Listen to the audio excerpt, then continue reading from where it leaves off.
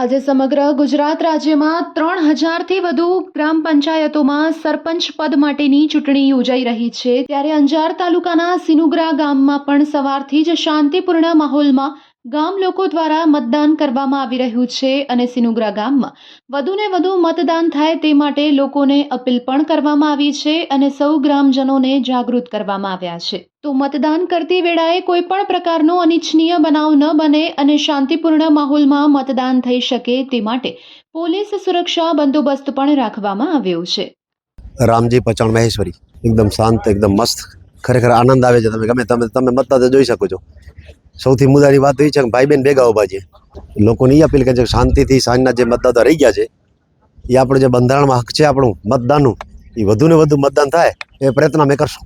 એટલે આમાં શું છે કે જે સરકારનું જે શું પરિપત્ર છે અને મારા એવા પ્રયાસો છે, જેટલા જે ગરીબ માણસો ઝોપડા બનાવી બેઠા છે એના કેમ અકારણીમાં ચડે અને સખત પ્રયત્નો હું કરીશ। ગ્રામસભા બોલાવીશ, એને મારો મુદ્દો રજૂ કરીશ અને ગ્રામસભાના સમર્થન સાથે આ લોકોને હું અકારણીમાં ચડાવવાનો પ્રયત્ન કરીશ। મૂળ હેતુ મારો ગ્રામસભામાં એનો ઠરાવ કરી અને આ લોકોને અકારણીમાં લેવાનો પ્રયાસ કરીશ। સરકારની આવક થાય એવા પ્રયત્નો કરીશ। આપણા પંચાયતરામાં યોગ હોય છે કે આપણે ગ્રામસભા બોલાવી અને જે નિર્ણય આવશે અને હું પ્રયત્ન કરીશ કે ગરીબ માણસોના મકાન કેમ અકારણીમાં ચડે એવા મારા સખત પ્રયત્નો હશે ગરીબ માણસો માટે। અંદાજે કેટલા મકાન હશે?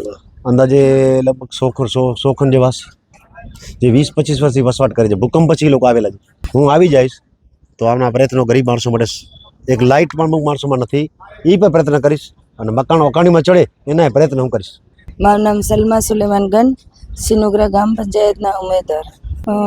મતદાનનું આજે આ વરસાદનું વાતાવરણ છે અને વહેલી સવારથી મતદાનમાં જે બહેનો ભાઈઓ જે મતદાન કરી રહ્યા છે ખૂબ સરસ કરી રહ્યા છે અને એકદમ શાંતિપૂર્વક મતદાન થઈ રહ્યું છે।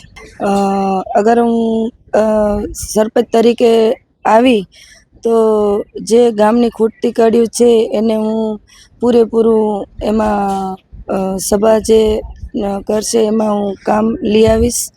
પછી ગામમાં ગટર પાણીની સમસ્યા છે, લાઇટની છે, એ પણ હું એનું પૂરેપૂરું જે નિયમિત રજૂઆત કરી અને જે આવતું હશે એના બંધારણમાં હું કરીશ।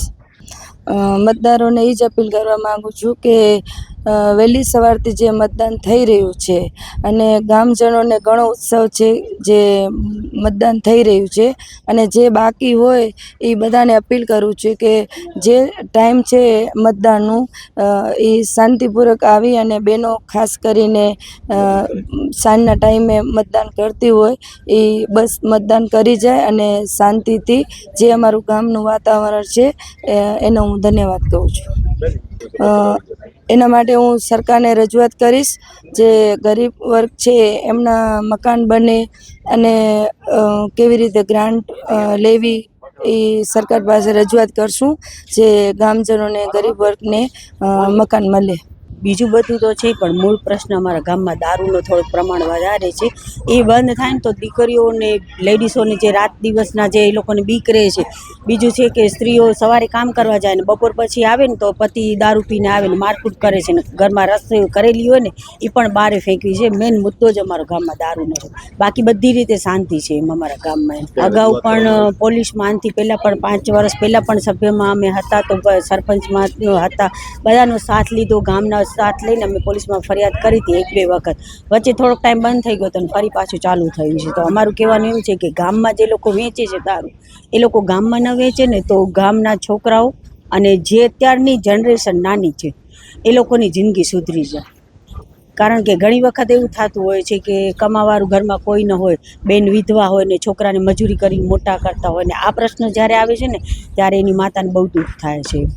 હા, આ વખતે બસ હવે એ જ છે કે ચૂંટણી પતી જશે ને પછી અમારો વિચાર એ છે કે એક વખત અમે પોલીસ સાથે બેસીને બેઠક કરશું, એ લોકો અમને સપોર્ટ કરે છે કે શું છે, નકર પછી અમારો વિચાર છે કે અમે પછી બહેનો ભેગી થઈ, બધે જ સમાજની બહેનો ભેગા થઈ દારૂ પ્રત્યે આંદોલન કરશું।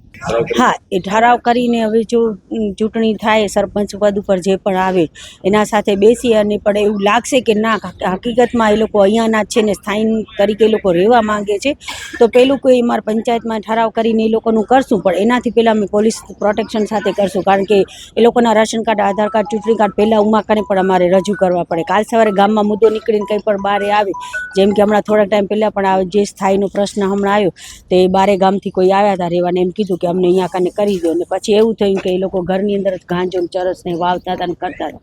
આના પછી 2 વખત એને કીધું ન માને, પછી ત્રીજી વખત પોલીસે એનું મકાન ને બધું પડાવી દીધું.